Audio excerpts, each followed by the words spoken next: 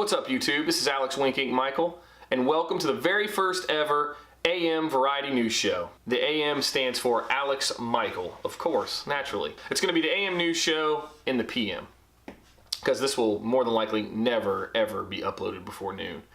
So, with that being said, welcome to the very first ever. So this is going to be a little different than the standard commentary videos that I have.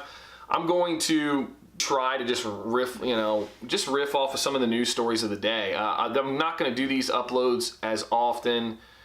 I really like to do deep dives and stuff like that into certain stories, but on days like today where there's not a lot of really big stories breaking, I think it's really cool to just kind of maybe go through 4 to 6 stories and just kind of recap and go through them real quick and offer my take, and then of course you offer your take in the comments below, and we'll kind of go from there. But let's get this thing started. So the very first ever AM News Show, and we will be covering a variety of topics here. So not just gaming, but we'll talk about movies, entertainment, maybe YouTube, what's going on there, just a variety of different things. And like I said, depending on the popularity, maybe we'll start doing it more often, but right now, I would assume maybe once a week right now as it stands. So let's try this thing out, see what we got. So far today, I want to lead with this because I think this is just an awesome story. EA, which I know I always talk about EA. I've talked about EA in so many videos. I know everybody probably thinks that I'm an EA homer. I get it. I'm definitely not, though. But to my point, the rise of EA, I feel like continues. Respawn and EA have announced Star Wars Jedi Fallen Order will be revealed in April. Now, I don't know when this game comes out. I don't know if they actually came out with a actual release date, an official release date. I doubt it. It's just a reveal.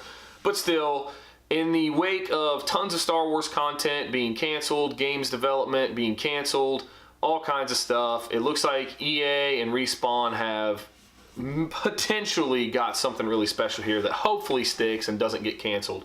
But Respawn, of course, being the brain that's behind Apex Legends, so I'm really excited about this reveal. I think that it further kind of constitutes maybe EA finally figuring this thing out and getting back to what they're good at. So let's hope that that's going to be awesome. Next story, Nintendo. This is a big one, of course, too. I don't know why I led with Star Wars, but I guess that just shows, where my nerd loyalties lie. Nintendo announces Pokemon Sword and Shield. First full-fledged Pokemon, true-to-form Pokemon game that's coming out on the Nintendo Switch, and really to a Nintendo console altogether. This is really huge news. This thing is long overdue. I think a lot of fans have really been expecting this and are really excited for this. They've said that it's a whole new game, whole new continent, all new Pokemon. It's inspired by England, I believe, the continent is. And it's due out in the fall. So this reveal was a massive reveal for Nintendo. Once again, Nintendo, I think, and I've said it in a few videos before, that they are on the uptick again. They are on the rise. Their stock is difficult to predict, but this is another banger. There's no chance that this is a flop. It is cel-shaded. They went that direction, but I think that people are going to get on board with that because, of course, the Zelda Wind Waker game was cel-shaded, and there was a little bit of backlash at first, and then you play the thing, and you're like, oh my gosh, this is the greatest thing ever. So, we got Pokemon Sword and Shield due out in the fall. Everybody's going to buy it. If you have a Switch, you're probably going to buy this thing, and you're crazy if you don't, because it's probably going to be great no matter what. Moving on. So now, let's get into something a little bit not as fun. So THQ Nordic. And I didn't cover this story in a video deep dive because, to be honest, I kind of sympathize with them a little bit. But anyway, THQ Nordic, as I'm sure everybody has read, they hosted an AMA on the website 8chan. Now, why in the world they did that? Obviously, this was a situation where the executive that made the decision to do the AMA on 8chan did not know about 8chan's history of all kinds of bad stuff. I won't dive into it, but 8chan is basically a non-censored type image board website that has had all kinds of problems, has had a ton of scrutiny, and it has, child pornography, it's been accused of white supremacy, racism, all those things. THQ Nordic goes on there and they host an AMA, and they have gotten absolutely filleted for it. But I gotta tell you, in my opinion, this was just a case of an executive didn't do his research, was trying to do something a little bit different, and possibly bring new fans to his, to their company. Bring new fans, get in front of new people that may not normally interact with someone like THQ Nordic. So this is an unfortunate situation for THQ Nordic. I believe in my heart of hearts that it was a mistake on their part. They had no idea. And I believe that maybe the community should ease up on them a little bit, cut them a little slack. The guy obviously apologized. PR marketing director, his name's Philip Brock.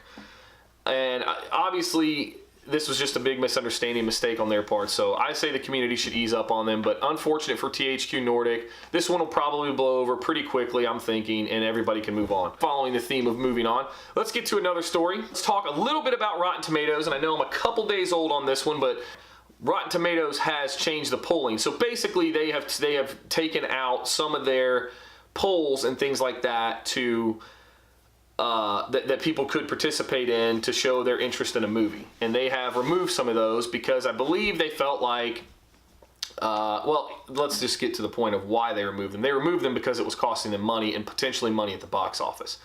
As everybody should know, Rotten Tomatoes is owned by Comcast, Warner Brothers, AT&T, I believe. Let's just go into the fact that they are corporately owned by Hollywood studios, and this is not a surprising move. I'm the company man, I'm the numbers guy, wink Inc.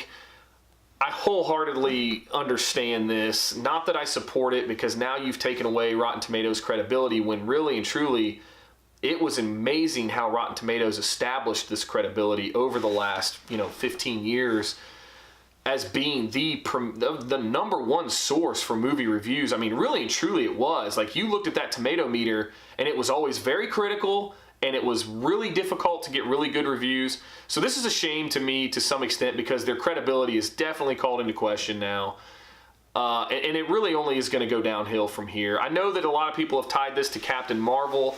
I don't think that's the case. I think that the timing is a little suspicious, but I don't think that Captain Marvel had anything to do with this type of change. I think this change was coming regardless of Captain Marvel's launch, but I think a lot of people have tied it to that. I think this had to be done for them as far as a company goes. You can only, rate your movies poorly for so long for the company you work for before the company steps in and says, hey, what are you doing? You're killing us. Oh, this is not unexpected, but it is a shame. That's it for today's AM News show. AM News in the PM. But I hope you guys enjoy this stuff. I'm going to continue to try to build this show. Really looking forward to doing more of these and kind of just spitballing some of these things and just kind of giving you a quick take on each one. And of course, let me know in the comments below what you think. Please like the video. That helps me out tremendously with finally getting in YouTube's algorithm to maybe where people can find me. I really appreciate all the support, all the feedback, everything you've done for me. And I will see you guys on the next one.